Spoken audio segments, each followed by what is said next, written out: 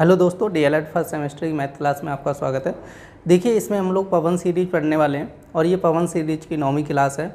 इससे पहले देखिए हम लोग राजेंद्र सीरीज को कंप्लीट कर चुके हैं और जिन लोगों ने नहीं देखी वो लोग यूट्यूब पर प्लेलिस्ट में जाकर देख सकते हैं। ज़्यादा टाइम ना वेस्ट करते हुए देखते हैं आज की क्लास का जो फर्स्ट क्वेश्चन दिया गया वो क्या दिया गया। तो देखिए फर्स्ट क्वेश्चन क्या कह रहा है कि वृत्त के किन्हीं दो बिंदुओं को मिलाने वाले रेखाखंड को कहते हैं।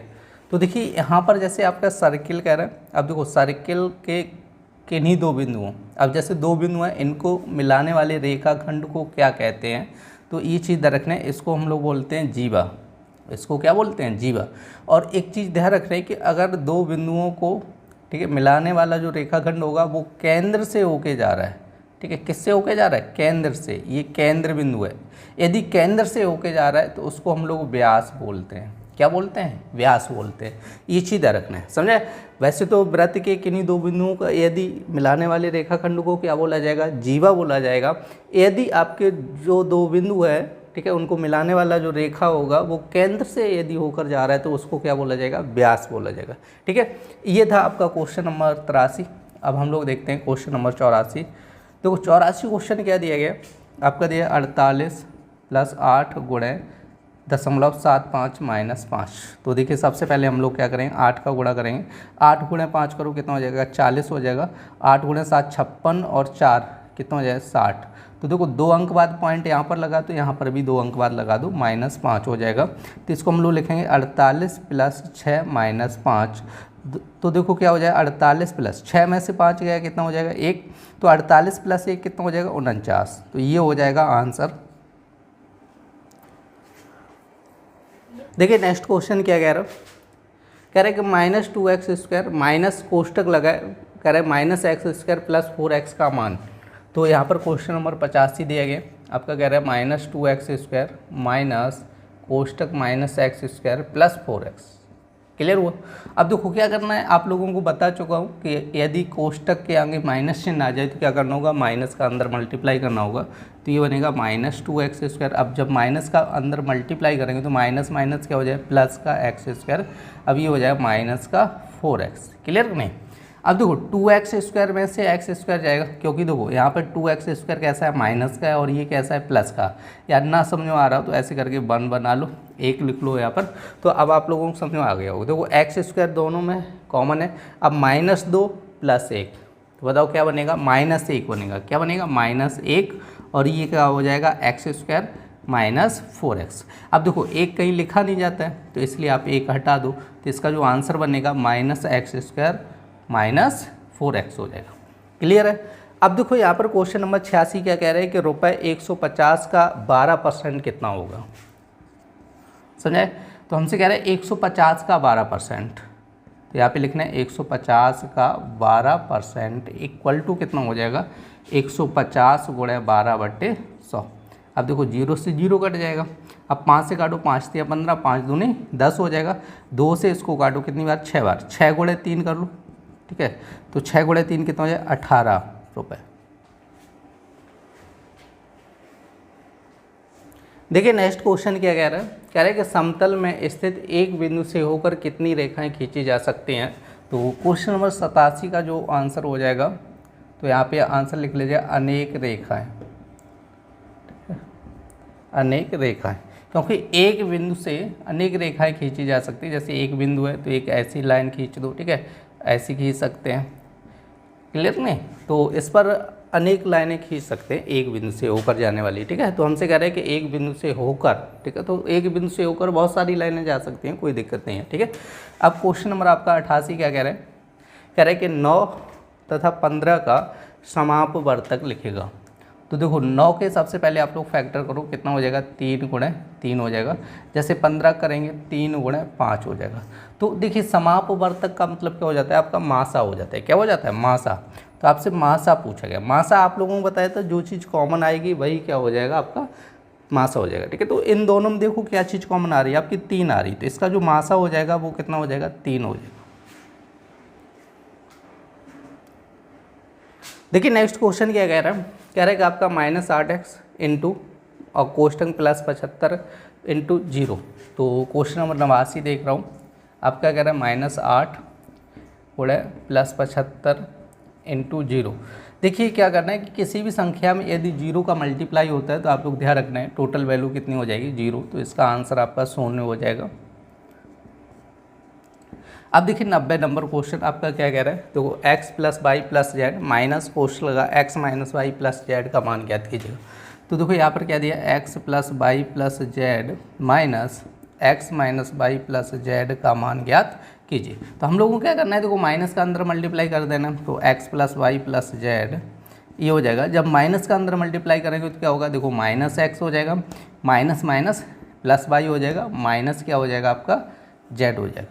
क्लियर नहीं। अब देखो ये कैंसिल हो जाएगा, ये प्लस माइनस से कैंसिल हो जाएगा। अब देखो z से z प्लस माइनस, समझे, प्लस माइनस कैंसिल हो जाएगा, बचेगा क्या y + y कितना हो जाएगा 2y। तो इसका जो आंसर बनेगा वो हो जाएगा 2y। क्लियर नहीं।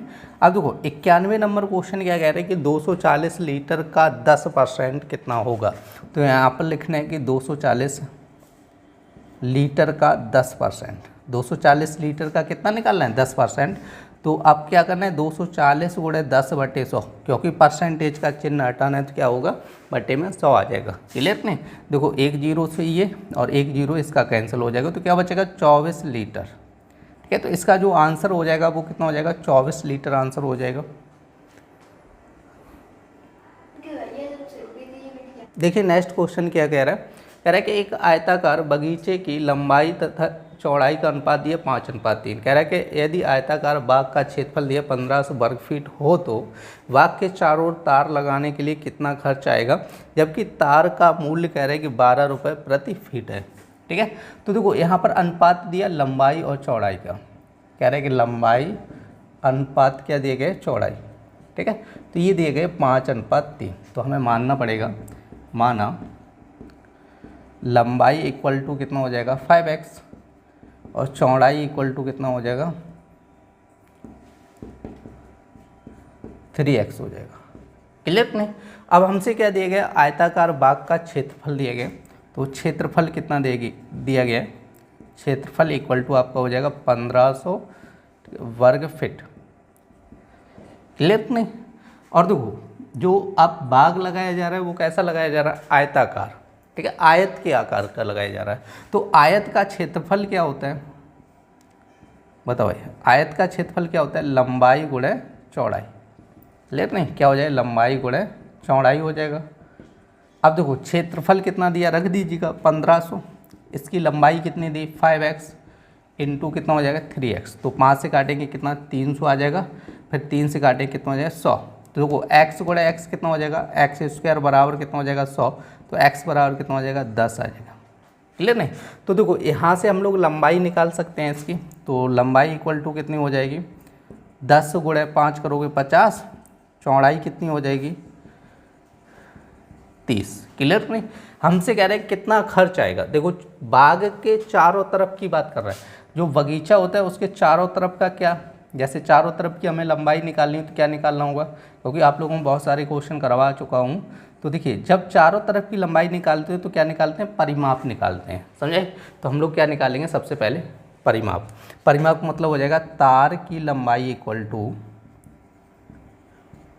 परिमाप क्या होता है 2x + y, देखो 2x + y समझ लो या लंबाई प्लस चौड़ाई समझ लो, एक ही बात है 2। अब यहाँ पे हो जाएगा 50 + 30। अब देखो जगह तो नहीं है तो इधर की ये दे रहा हूँ, तो कितना हो जाएगा देखो 2 गुणे 50 और 30 कितना हो जाएगा 80, और यहाँ पर हो जाएगा 160। क्लियर नहीं।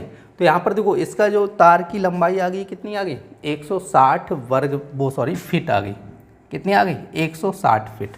हमें जो तार चाहिए चारों तरफ लगाने के लिए वो कितना चाहिए 160 फीट चाहिए। अब हमसे पूछा गया खर्च, अब खर्च इक्वल टू कितना हो जाएगा, टोटल तार कितना चाहिए 160 फीट चाहिए, और 1 फीट का मूल्य कितना है 12 रुपये। तो देखिए क्या करना है 12 गुणे 160 कीजिएगा कितना हो जाएगा, देखो 12 का 0 में करेंगे 0 रहेगा, और 12 छंग कितना हो जाएगा 72 हो जाएगा, 2 7, और 12 में 12 7 कितना हो जाएगा 19, तो ये हो जाएगा 1920 रुपये। देखिए नेक्स्ट क्वेश्चन क्या कह रहा है, कह रहा है कि एक बगीचे की लंबाई कह रहा है 115 मीटर है, चौड़ाई कह रहा है 45 मीटर है, तो बगीचे के चारों ओर घेरने के लिए कितने मीटर तार की आवश्यकता होगी। तो देखिए बगीचे की लंबाई, तो यहाँ पर लिख लीजिएगा लंबाई इक्वल टू कितनी दे रहा है 115 मीटर, ठीक है। चौड़ाई इक्वल टू कितनी दे रहा है 45 मीटर, क्लियर है। तो बगीचे के चारों ओर, ठीक है, घेरने के लिए हमें पूछ रहा है कितने मीटर तार की आवश्यकता होगी। तो यहाँ पर पूछेंगे तार की लंबाई, तो तार की लंबाई इक्वल टू क्या हो जाएगा, तो बगीचा आयताकार है ना, तो आयत का परिमाप हो जाता है, क्या हो जाता है परिमाप, ध्यान रखो। तो आयत का परिमाप क्या होता है 2 लंबाई प्लस चौड़ाई, क्या हो जाए लंबाई प्लस चौड़ाई, क्लियर कि नहीं। अब 2 लंबाई कितनी दी गई 115 मीटर, चौड़ाई कितनी दी गई 45 मीटर दी गई, ठीक है। तो प्लस कर लो, 5 5 कितना हो जाए 10, 4 और 5 और 6 160 हो जाएगा। तो 160 गुणे 2 करो कितना हो जाए 320 मीटर हो जाएगा, क्लियर नहीं। तो जो हमें तार चाहिए टोटल वो कितना चाहिए 320 मीटर लंबा। देखिए नेक्स्ट क्वेश्चन क्या कह रहे हैं, कह रहे हैं कि 13 माइनस आपका दिया 8 गुणे 2 प्लस 3 का मान ज्ञात कीजिए। क्वेश्चन नंबर 94 कह रहे हैं कि 13 माइनस 8 गुणे 2 और प्लस 3, तो देखो कितना हो जाए 13 और 8 दूनी कितना हो जाएगा 16 प्लस 3। अब देखो जो प्लस की संख्या है 13 प्लस 3 कितना हो जाएगा 16 माइनस 16। अब 16 में से 16 गया कितना हो जाएगा 0 हो जाएगा। 95 नंबर क्वेश्चन क्या कह रहा है, कह रहे हैं कि 8 के प्रथम 5 अपवर्त लिखेगा। तो 8 के प्रथम 5 अपवर्त पूछा गया, क्या पूछ रहा है अपवर्त। तो अपवर्त इक्वल टू आपके कितने हो जाएंगे, तो देखो 8 से जिन संख्या में भाग चला जाए वो लिख दो। एक तो 8 हो जाएगा, 16 हो जाएगा, 24 32 और 40 हो जाएगा, ठीक है। तो 5 पूछे थे तो ये आंसर हो जाएगा। देखिए नेक्स्ट क्वेश्चन क्या कह रहे हैं, कह रहे हैं कि आपका 3abc minus 2ab square minus 5abc और कह रहे हैं कि 3ab स्क्वायर। क्वेश्चन नंबर 96 कह रहे हैं कि 3abc minus 2ab square minus 5abc और प्लस 3ab स्क्वायर। तो देखो यहाँ पर जो सजातीय हैं, सजातीय मतलब सेम, जैसे ABC और ABC, तो इनको हल करना है। अब जैसे 3ABC में से आपका 5 मतलब 3 में से 5 जाएगा तो कितना बचेगा माइनस का 2ABC, क्लियर कि नहीं। अब यहाँ पर देखो ये सेम है ना, सेम जाती है, सजातीय बोला जाएगा इसको। AB square minus 2 plus 3। अब देखो अब यहाँ पर जो छोटी संख्या है वो माइनस की, बड़ी संख्या प्लस की, तो 3 में से 2 गया कितना बचेगा आपका 1 AB स्क्वायर, लेकिन 1 लिखा नहीं जाता है तो ठीक है। तो इसका आंसर हो जाएगा minus 2ABC plus AB square, clear नहीं। अब देखो क्वेश्चन नंबर 97 क्या कह रहे हैं कि तल पर स्थित किन्हीं 2 बिंदुओं से होकर जाने वाली कितनी रेखाएं खींची जा सकती हैं। तो जैसे मान के चलो तल पर जैसे आपके 2 बिंदु हैं, अब इन 2 बिंदुओं से होकर कितनी लाइनें खींची जा सकती हैं। और ध्यान ये देने कि दोनों बिंदुओं से होकर जानी चाहिए, ऐसा नहीं एक बिंदु से होकर जाए। तो बताओ दोनों बिंदुओं से कितनी लाइनें खींची जा सकती हैं, केवल एक लाइन खींची जा सकती है, समझे, एक के अलावा कोई दूसरी लाइन नहीं खींची जा सकती। देखिए नेक्स्ट क्वेश्चन क्या कह रहा है, कह रहे कि किसी वृत्त के व्यास और कह रहे कि त्रिज्या के संबंध को लिखेगा। क्वेश्चन नंबर 98 कह रहा है कि वृत्त के व्यास और त्रिज्या के संबंध को लिखना है।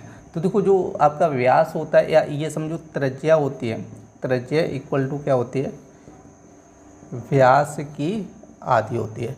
एक तो ये संबंध हो जाएगा, या तो ऐसे समझ लो व्यास इक्वल टू कितना होता है 2 गुणे त्रिज्या होता है, क्लियर नहीं। तो इन दोनों में से कोई सा भी लिख लो, ठीक है, सही है दोनों ही। अब देखो नेक्स्ट क्वेश्चन क्या कह रहे हैं, कह रहे हैं कि 15 के अभाज्य गुणनखंड लिखेगा। तो हमसे 15 के अभाज्य गुणनखंड, ठीक है, हमसे क्या पूछ रहा है 15 के अभाज्य गुणनखंड पूछ रहा है। तो 15 के फैक्टर कर लो 3 गुणे 5 और 3 गुणे 5 करेंगे कितना हो जाएगा 15 हो जाएगा, सही। तो 15 की ये अभाज्य गुणनखंड हो गए।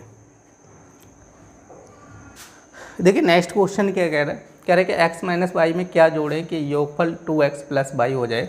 तो यहाँ पर देखो 100 नंबर क्वेश्चन है, तो यहाँ पर मानना होगा आपको। तो यहाँ पे मानेंगे माना m जोड़ने पर, ठीक, क्या m जोड़ने पर। इस पर मैंने लिख लिया कि इसमें m जोड़ने पर क्या हो जाएगा, आपका योगफल कितना हो जाएगा 2x प्लस वाई हो जाएगा। तो देखो x माइनस वाई, इसमें अब हम कितना जोड़ेंगे m, तो ये योगफल कितना हो जाएगा 2x प्लस वाई हो जाएगा। अब देखो इसको हम लोग लिखेंगे x minus y plus m equal to 2x plus y हो जाएगा। अब ये वैल्यू इधर जाएगी तो m इक्वल टू कितना हो जाएगा 2x plus Y minus x, और ये हो जाएगा प्लस वाई, क्योंकि x उधर जाएगा तो माइनस एक्स, बाई जाएगा तो प्लस का वाई हो जाएगा, ठीक है, क्योंकि माइनस का है।